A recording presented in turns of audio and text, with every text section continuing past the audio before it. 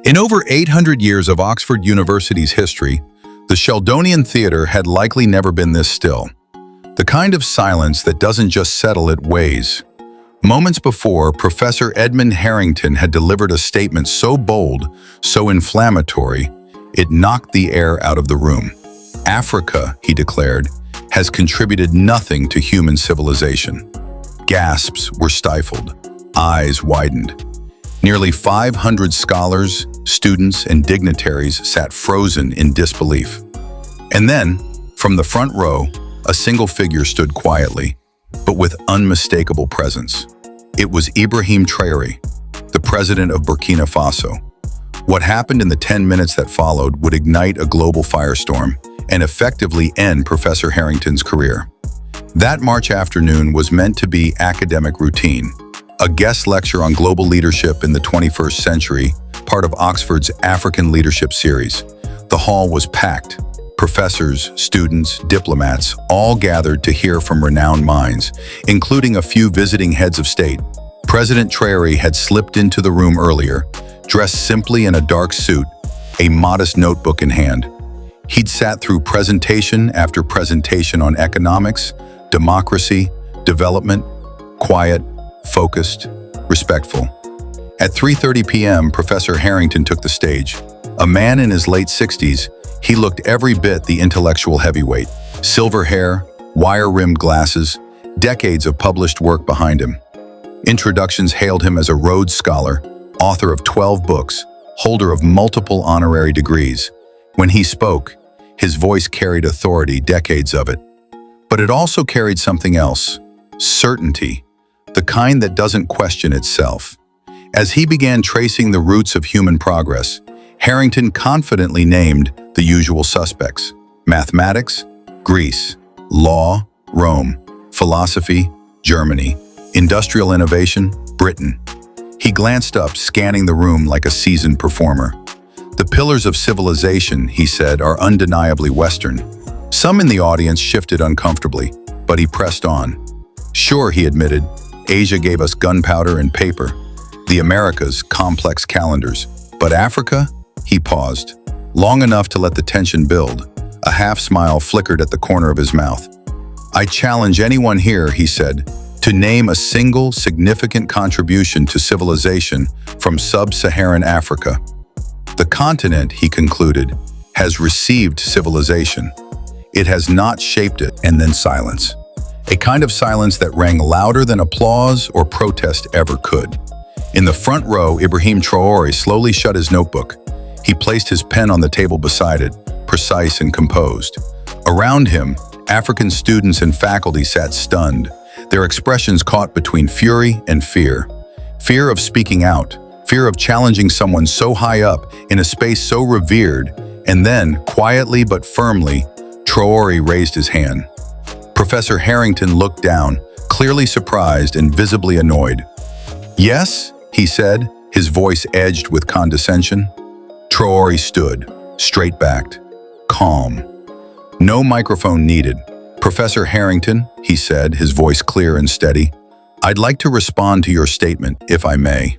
What followed changed everything. Harrington's smirk widened as if he'd just cornered a freshman in a debate. By all means, mister, he said, playing dumb. He knew exactly who was standing before him. Ibrahim Traoré had been introduced earlier as the president of Burkina Faso.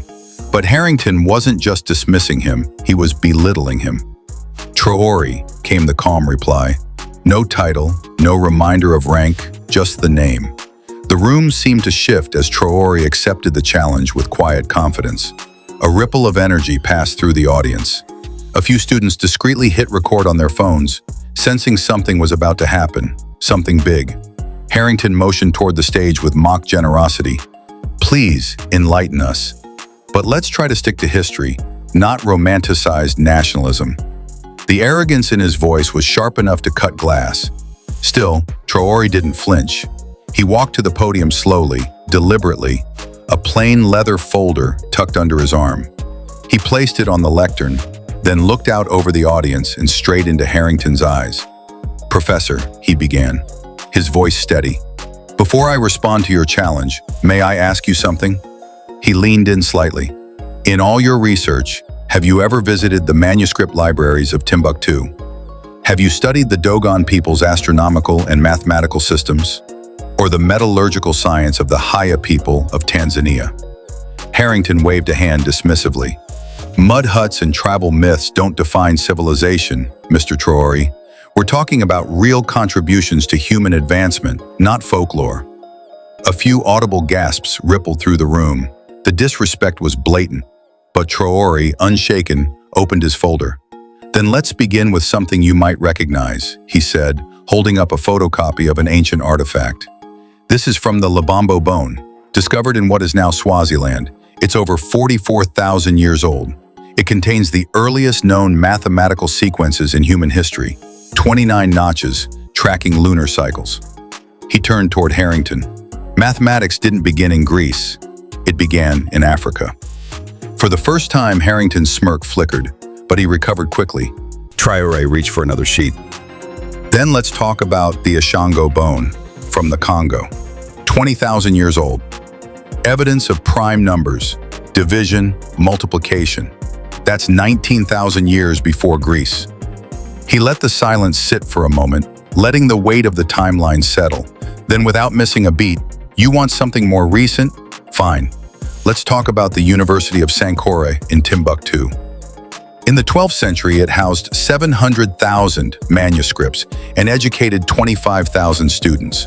That's centuries before Oxford had even stopped being a rowdy collection of alehouses. Now the room was breathless, eyes fixed, phones still rolling. You brought up Roman law, Traoré continued, his voice now calm but commanding. Have you studied the Ashanti Confederacy? Their constitution included checks and balances 300 years before the U.S. Constitution. Or the Buganda Parliament, which practiced a form of representative government while Europe was still locked under absolute monarchs.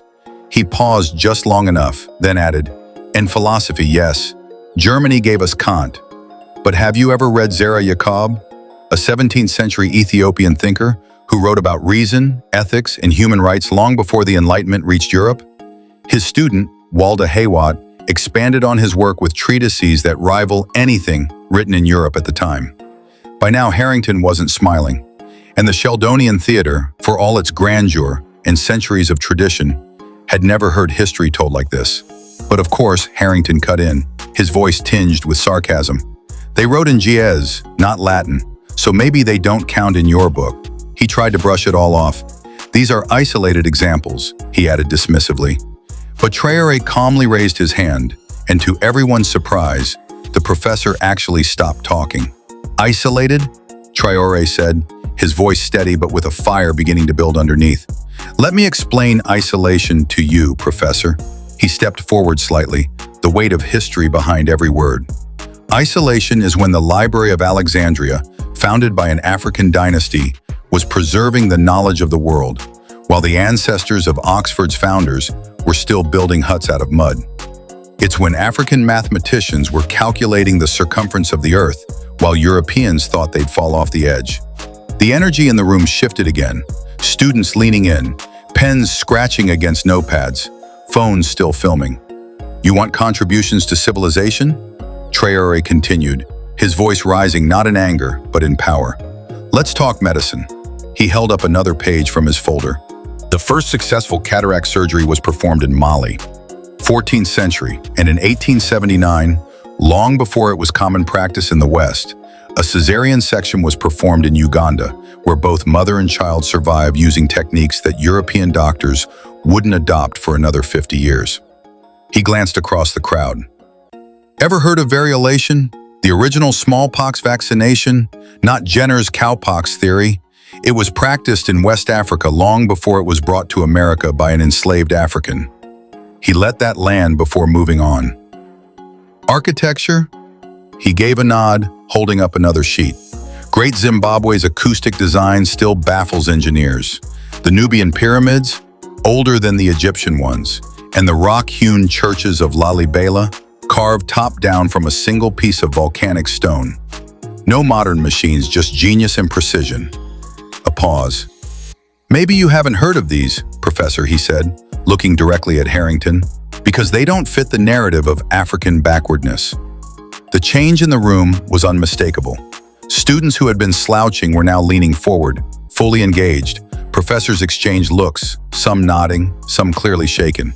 Harrington, once smug, now sat rigid, blinking rapidly, the color draining from his face. But Traoré wasn't done. "Let's talk metallurgy," he said, voice calm but unshakable. The Haya people of Tanzania were producing carbon steel in high-temperature furnaces 2,000 years ago, a process Europe wouldn't figure out until the Industrial Revolution. "And the Benin bronzes," he continued, so advanced, so intricately crafted, that when Europeans first saw them, they refused to believe Africans had made them. So they invented a myth about lost Portuguese craftsmen because the truth didn't fit their expectations. He flipped another page. "And agriculture? Africa domesticated crops like pearl millet, sorghum, African rice, yams, black-eyed peas, watermelon, okra, all before modern farming even existed in much of Europe. In the Sahel, we developed irrigation systems that supported cities of hundreds of thousands, while Europe was plunged into the Dark Ages." He stepped forward again, his voice softening, but only slightly. "The Dogon people built terraced farms that have fed communities for over 1,000 years in places where European farming collapses in one season." Traoré let the silence stretch before delivering the final, cutting truth. "But maybe the most important contribution," he said, voice steady, "is philosophical. While Europe was building systems focused on individual conquest and domination, Africa was shaping Ubuntu, I am because we are. A worldview grounded in collective dignity, shared responsibility, and restorative justice." He turned to Harrington, whose once confident posture had wilted under the weight of the moment. "The real tragedy, Professor," Traoré said, his tone now gentle but cutting like a scalpel, "isn't that Africa failed to contribute to civilization. The tragedy is that for centuries, men like you have worked tirelessly to erase, deny, and belittle those contributions." He paused, letting that sink in. "When Timbuktu's libraries held more books than any university in Europe, you called us illiterate. When our astronomers charted the stars, you called us superstitious. Then quietly but firmly, you didn't just ignore Africa's role in human civilization. You rewrote history to make sure no one else would ever know it existed. When our healers were performing advanced surgeries," Traoré said, lifting his gaze, "you called them witch doctors." Then, without raising his voice, he reached into his folder and pulled out a final document. "And this, Professor," he continued, holding it up, "is a letter from Cecil Rhodes, the man behind the scholarship, that may very well have paid for your education." A hush fell over the room again. In this letter, Rhodes lays it out plain. He says that African history must be hidden, suppressed to justify colonization. That's not speculation, that's not interpretation, that's his own words. He lowered the page slightly, staring down the man across the stage. "Your ignorance isn't just unfortunate, Professor. It's not accidental. It's the result of a long, intentional system designed to erase Africa's contributions to civilization, and you've been part of that system for 47 years." The silence in the Sheldonian was absolute. You could have heard a pin drop. Harrington stood frozen near the edge of the stage, mouth opening slightly then closing again. He had nothing. But Traoré wasn't finished. "I could keep going," he said calmly. "I could tell you how the Dogon people mapped the Sirius star system, knew about Sirius B centuries before any Western telescope ever found it. I could break down the fractal patterns in African village design and textiles, centuries ahead of Mandelbrot's geometry. I could walk you through how African music, with its call and response rhythms, laid the foundation for jazz, blues, rock and roll, everything you hear on the radio today." Then he paused, closed his folder, and looked Harrington directly in the eye. "But I think I've made my point." A long breath, a beat. "The real question isn't whether Africa contributed to civilization," Traoré said. "That answer's obvious." He leaned in slightly, his tone sharp, but not angry, just real. "The real question is why you, a professor at one of the most respected universities in the world, don't know any of this." And then, after a pause that seemed to stretch forever, or worse, why you do know and choose to ignore it. There was a single clap. A young African woman in the third row, then another from someone behind her, then 5, 10 more, And just like that, the dam broke. Applause rolled through the theater like thunder. Students shot to their feet, professors followed. Even some of the university administrators stood and clapped. But what truly turned the moment into something historic was what happened next. From the front row, a white-haired woman in a dark blazer stood and leaned into the mic. "Mr. President," she said, using his proper title for the first time, "I'm Professor Mary Whitfield, Chair of African Studies." The crowd quieted instantly. "And as a representative of this institution," she said, voice steady but emotional, "I want to say, I'm sorry. What you said today exposed a deep, shameful blind spot in our curriculum." She looked around the hall, then back at Traoré. "I propose that Oxford immediately begin a full review of our history program, starting with the African contributions you've just outlined." Applause broke out again, even louder this time. Whitfield sat back down. Harrington, still at the side of the stage, looked around for an ally, anyone to back him up, but there was no one left. His decades of prestige and untouchable authority had collapsed in the space of 10 minutes. When the clapping finally faded, Traoré stepped forward once more. "I didn't come here looking for apologies," he said quietly. "I came to tell the truth." And with that, he left the stage. "I'm here for one thing, the truth," Traoré said, his voice calm, firm. "And the truth is, this civilization doesn't belong to one continent, one people, or one race. It's the legacy of all of us. From the earliest math carved into a bone in Africa to the most cutting-edge discovery in a modern lab, every step forward is human." He scanned the audience, then looked back toward the stage. "But as long as professors like Dr. Harrington keep teaching a version of history that erases entire continents, we keep fueling ignorance and prejudice. Right here, right now, we have a choice. Keep pushing the same tired narrative, or finally face the full, messy, beautiful truth of our shared past." He gathered his notes slowly, the weight of silence thick around him. As he passed Harrington on his way to his seat, he paused just long enough to say audibly for the microphones, "Professor, I've left copies of everything with your department. I hope you'll take the time to read them." And with that, he sat. The ripple effect was immediate. Within hours, clips of the exchange exploded across social media, titles like "African President Destroys Oxford Professor," and "This is how you end a 400-year lie," racked up views by the millions. People weren't just watching, they were talking. The hashtag #AfricaBuiltCivilization trended worldwide. African scholars chimed in with more examples, adding weight to every word Traoré had spoken. News outlets ran op-eds and think pieces. The internet was flooded with facts, black and white proof that African history had long been buried under centuries of arrogance and omission. By the next morning, Professor Harrington released a terse statement. He was retiring early to focus on personal matters. Oxford University issued a public apology.